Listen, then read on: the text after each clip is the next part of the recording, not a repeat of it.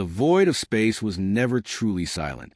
It whispered in the language of cosmic radiation, the distant hum of nebulae, and the barely perceptible echoes of long-dead civilizations.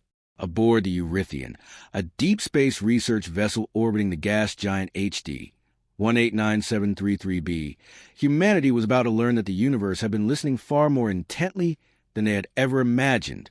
Dr. Evelyn Carter adjusted her headset, staring at the data streaming across her monitor. The signal had been detected 3 days ago, an anomaly among the usual cosmic noise. At first, the research team thought it was another pulsar beacon or a glitch in their instruments.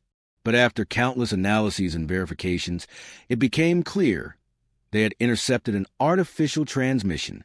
"This isn't a mistake," she murmured, fingers dancing over the keyboard. Someone is trying to talk to us." Lieutenant Marcus Hale, the ship's chief security officer, leaned in, arms crossed. "You're telling me we're receiving an actual alien message?" Evelyn nodded, her voice tight with excitement and apprehension. "And it's not just a message. It's an invitation." The transmission repeated itself in a loop, structured, deliberate, and disturbingly familiar. The syntax was eerily similar to human communication protocols, as if whoever or whatever had sent it knew how to speak to them. The words scrolled across the screen. "Humanity, we observe, we learn, you defy logic. We invite you." Coordinates attached. Silence stretched between them. "Well, that's not ominous at all," Marcus muttered. Dr. Amir Patel, the ship's astrophysicist, ran a hand through his dark curls. "We need to report this to Central Command. We can't just respond without authorization." Evelyn hesitated. Something about the message unsettled her, not the invitation itself, but the phrasing. "You defy logic." What did that mean? Before she could voice her concerns, the ship's AI, Arya, chimed in. "Captain Monroe has been informed. He has called for an emergency meeting in the command deck." Within minutes, the senior crew gathered in the dimly lit briefing room. Captain Jonathan Monroe, a seasoned explorer with a sharp gaze, studied the holographic display of the transmission. "This could be the most significant event in human history," he said, his voice steady. "But it could also be a trap." Dr. Patel tapped the hologram, expanding the provided coordinates. "These lead to a region of space we've barely mapped. About 20 light years from here. We'd be the first humans to go that far." Monroe turned to Evelyn. "Thoughts?"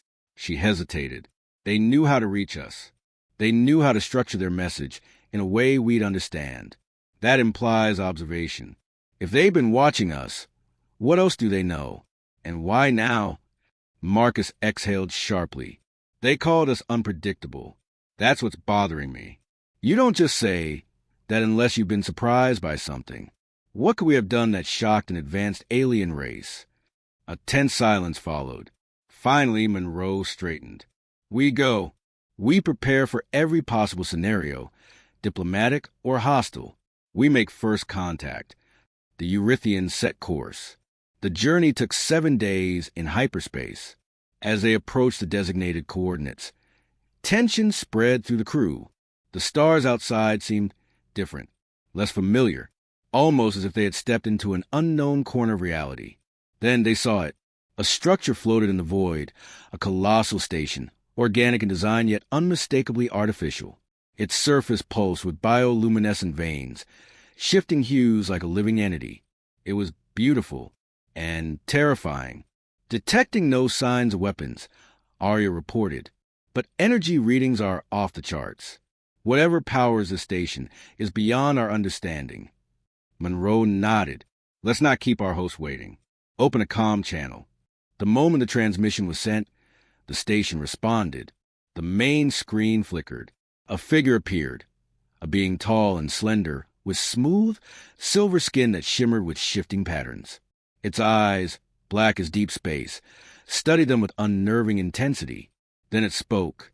"Humans, you are here, and now we must understand you, for you're the only species in the cosmos that does not make sense." The transmission ended. The crew exchanged uneasy glances. Monroe clenched his fists. "Well, that's a hell of a welcome. And with that, the airlock doors of the station began to open. The airlock doors slid open with an eerie silence, revealing a corridor bathed in ethereal blue light. The walls pulsed with a faint luminescence, shifting in color as if responding to the presence of the human crew. Captain Monroe took a measured step forward, his team close behind, each member clad in reinforced exploration suits designed for unknown environments. Dr. Evelyn Carter's heart pounded. This was it, the first steps of humanity into an alien stronghold. Their mysterious hosts had called them unpredictable. But what did that truly mean? Stay close, Monroe ordered. No sudden movements. Let's make this count. The corridor led them deeper into the station, where gravity felt slightly lighter than Earth's. Dr. Amir Patel continuously scanned the atmosphere with his handheld device. Oxygen levels are safe. Composition is close to Earth's, but there are trace elements of unidentified gases. Nothing harmful. Evelyn's eyes darted around, absorbing every detail of the structure. It's alive, isn't it? The station itself. The way it reacts to us is as if it's watching. Before anyone could respond, a figure materialized before them. The same alien they had seen on the transmission now stood just meters away. Its silver skin shimmered, displaying faint, fluidic patterns that shifted in response to some unseen stimulus. Its black, void-like eyes held an intelligence that made Evelyn's breath hitch. It raised a three-fingered hand in what appeared to be a universal gesture greeting. You have arrived. The voice resonated not just through the air, but inside their minds. The entire team stiffened at the unexpected intrusion.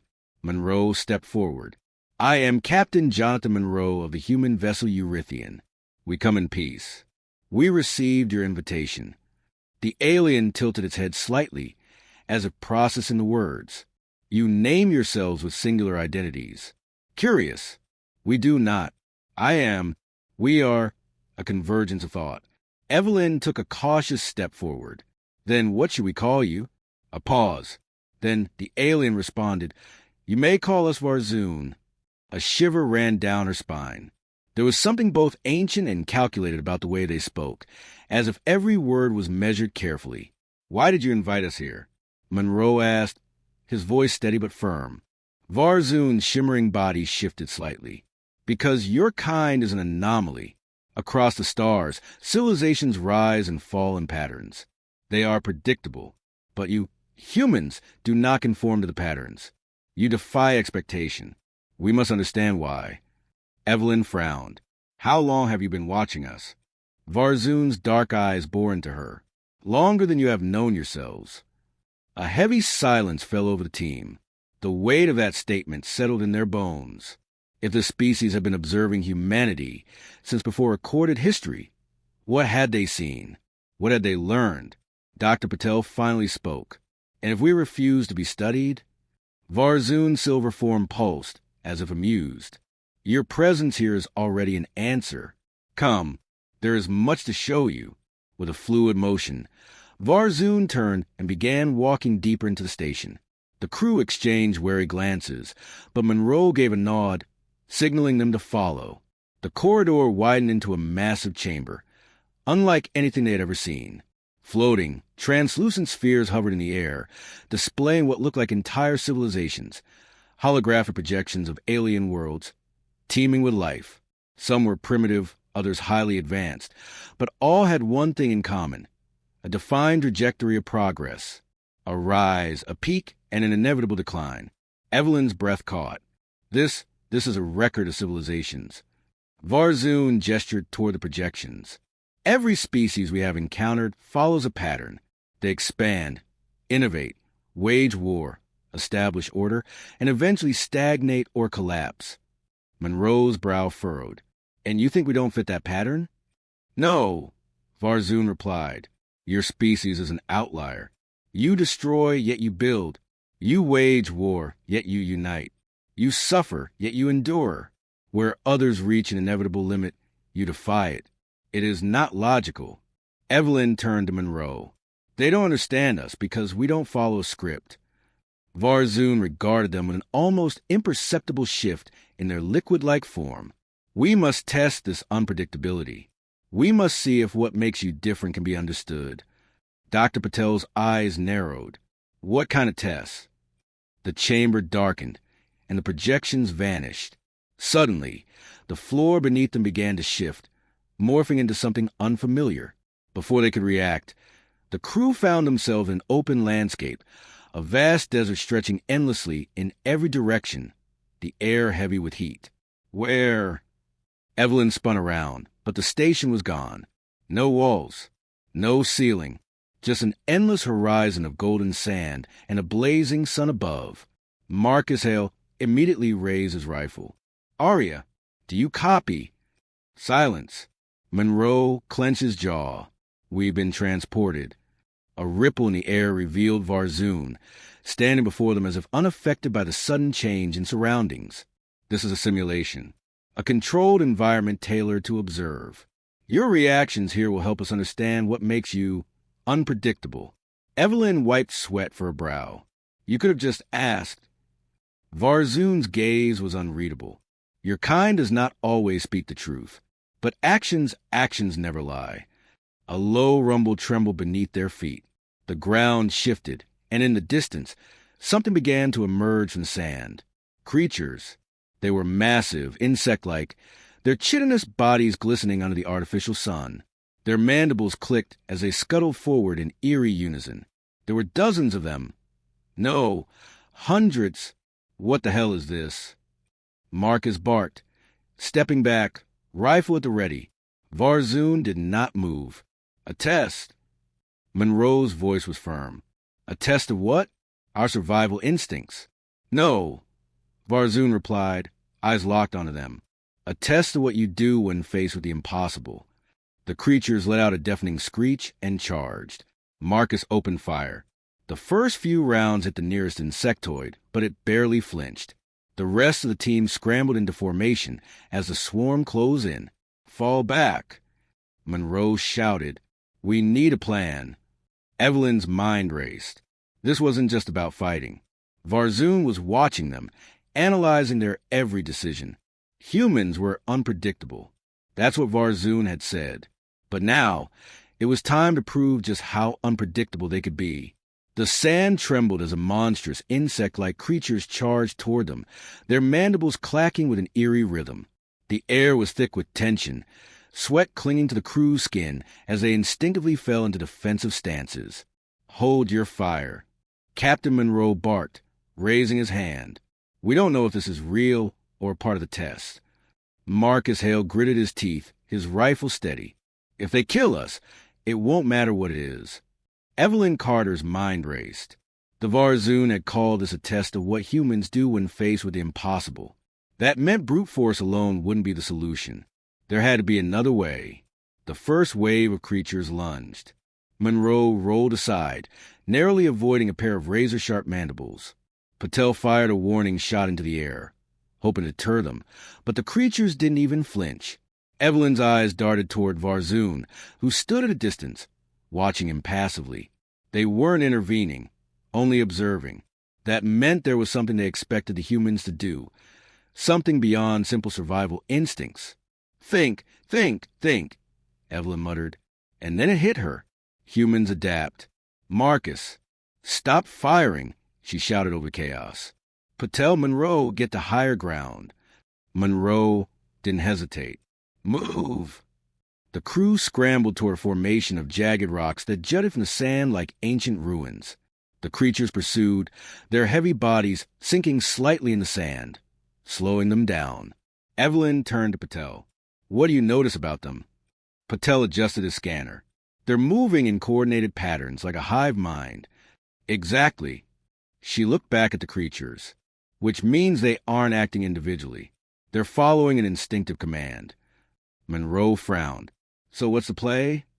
We break the pattern. Without another word, Evelyn grabbed a flare from her utility belt, ignited it, and hurled it directly into the center of the swarm. The creatures reared back, their formation breaking as they scattered in confusion. Their movement was erratic now, their rhythm disrupted. Marcus exhaled sharply. That actually worked? Varzoon, still watching from a distance, tilted their head slightly, their silver skin rippling. Humans rely on logic, yet defy it when needed. Varzoon's voice echoed in their minds. This is what makes you unpredictable. Evelyn wiped sweat from her forehead. You created a test where brute force wasn't the answer. You want to see if we'd figure it out.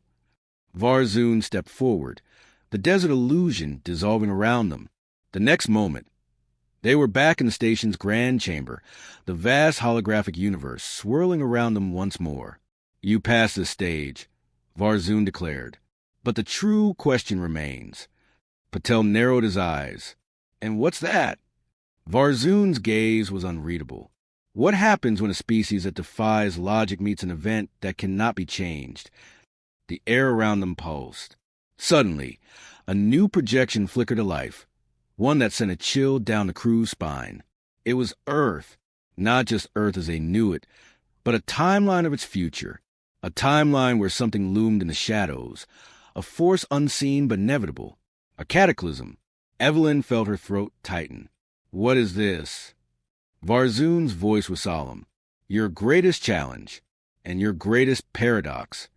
The projection zoomed in on Earth, displaying a future where humanity stood on the brink.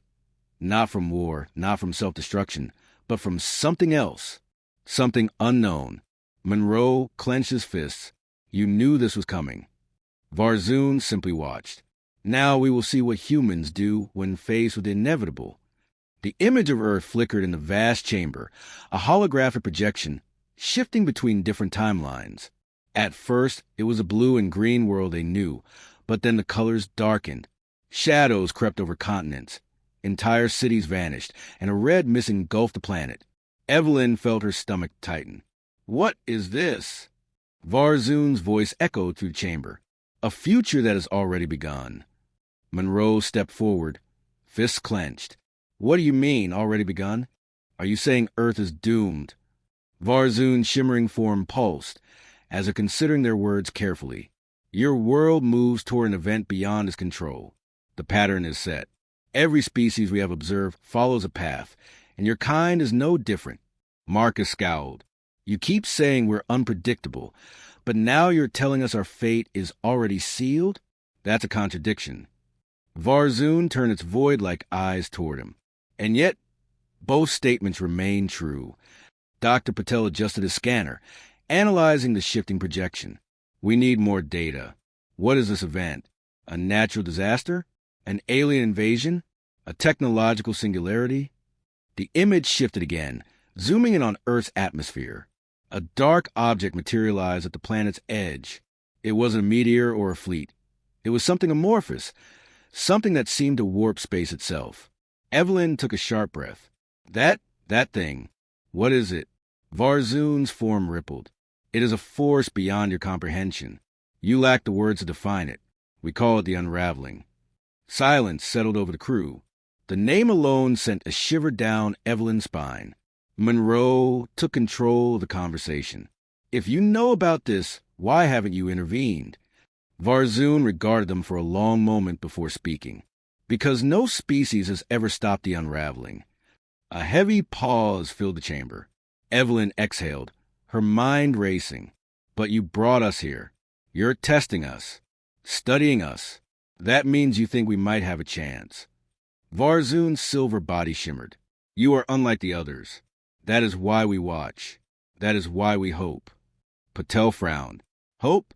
You're telling us that an advanced civilization like yours, the ones who have seen this happen before, don't know how to stop it? Varzoon hesitated. We do not interfere. It is not our way. Marcus scoffed. Sound more like fear than observation. Varzoon's gaze remained unreadable. Perhaps. The crew exchanged glances. If what Varzoon was saying was true, then Earth wasn't just facing destruction. It was facing something that had always destroyed civilizations before it. But humans had always defied expectations. That's why the Varzoon had been watching them. Evelyn took a step forward. If you won't help us, at least tell us what we need to do. Varzoon was silent for a long moment before answering. Survival is not about strength. It is about understanding. If you wish to defy the inevitable, you must learn what the others did not. The room shifted again, and the projection changed. Images of other civilizations, ones that had once thrived, flashed before their eyes. Cities of gold, floating metropolises, vast empires spanning galaxies. And then, one by one, each was consumed by the same force. The unraveling. No resistance. No victory. Only erasure. Evelyn's throat went dry. Then where do we start? Varzoon's void-like eyes met hers. You must face the truth of your own nature. That is the only path to survival. The floor beneath them shimmered, and before anyone could react, the crew found themselves transported again. This time, they were no longer in the station. They were on Earth, or at least a version of Earth. The sky was red. The air was thick. The skyline of what appeared to be New York City stood in the distance, but it was wrong, distorted, fractured, shifting as though reality itself was unraveling. Patel coughed, covering his mouth. This isn't real. It's another simulation. Evelyn's heart pounded. No, it's worse. This is a glimpse of what's coming. The wind howled, carrying whispers, faint voices of people long gone. The ground beneath them pulsed as if alive. And in the distance, beyond the broken cityscape, the darkness loomed. The unraveling. Monroe pulled his team close. All right, no more waiting for answers. We need to figure this out. We need to survive. And as the first ripple of darkness crept toward them, Evelyn realized that this was the ultimate test, to prove that humanity was different, to prove that they could defy the inevitable. The air crackled with an unnatural energy. The distorted version of New York City stretched before them, like a broken mirror, reflecting a nightmare. The skyline shifted, buildings warping and twisting, as though they were being rewritten in real time. And in the distance, the unraveling pulsed, an expanding abyss of nothingness, devouring all it touched. Captain Monroe steadied himself, gripping his weapon though he knew it would be useless here. All right, we've seen enough. Time to figure out how to fight this thing. Evelyn Carter's breath came in shallow bursts. If this is a glimpse of what's coming, we need to find out how it starts. Dr. Patel analyzed the environment with his scanner. The readings fluctuated wildly, making no sense. The laws of physics don't behave normally here. Time, space, even matter itself, this entire reality is unstable. Marcus Hale took a cautious step forward. So what do we do? If this thing is inevitable, how the hell do we stop it? The ground trembled beneath them. Shadows stretched unnaturally long, as if something unseen was pulling at them. The whispers in the air grew louder, forming words, faint, fragmented echoes of countless voices. It cannot be stopped. All things must end. There is no escape. Monroe clenched his jaw. I hate being told what we can't do. Evelyn turned to the Varzoon, who had remained eerily silent since transporting them here. You said we had to face the truth of our own nature. Is this what you meant? Watching the end before it even begins. Varzoon's silver form rippled. Understanding precedes defiance. Look deeper, and you will see what others could not. Evelyn narrowed her eyes and turned back toward the shifting cityscape. If this was Earth's future, then somewhere within this nightmare, there had to be an answer. She focused, scanning the distorted streets, the phantom figures wandering aimlessly, trapped between existence and erasure. Then she saw it. A single building stood untouched by the corruption. In a world where everything else twisted and decayed, it remained solid, unwavering. It was a library, a remnant of knowledge amidst chaos. There, she pointed. If anything can tell us what we're dealing with, it's in there. The team rushed toward the library, the ground beneath them shifting like liquid. The whispers screamed as they moved, warning them, cursing them, begging them to turn back. As they reached the entrance, the massive wooden doors creaked open on their own. Inside, the library was impossibly vast. It stretched beyond what should have been physically possible. Shelves spiraling into infinity. Books hovered in the air, pages turning by unseen hands. And in the center, an ancient terminal pulsed with energy. Patel moved toward it, hands trembling. This place, it's outside of time. Evelyn approached the terminal. As soon as she touched it, information flooded her mind. Visions of other civilizations, other species, all brilliant, all advanced, all consumed by the unraveling. But then she saw something else, something the others had missed. Every doomed species had something in common, a reliance on certainty, predictability, order. And humans? Humans were different. They thrived in chaos. They adapted. They broke rules. They created when everything else crumbled. Evelyn gasped, pulling away from the terminal. That's it. That's why we're unpredictable. That's why we have a chance. Monroe frowned. What are you talking about? She turned to the team, her mind racing. Every civilization that fell to the unraveling tried to fight it with logic, with technology, with predictability.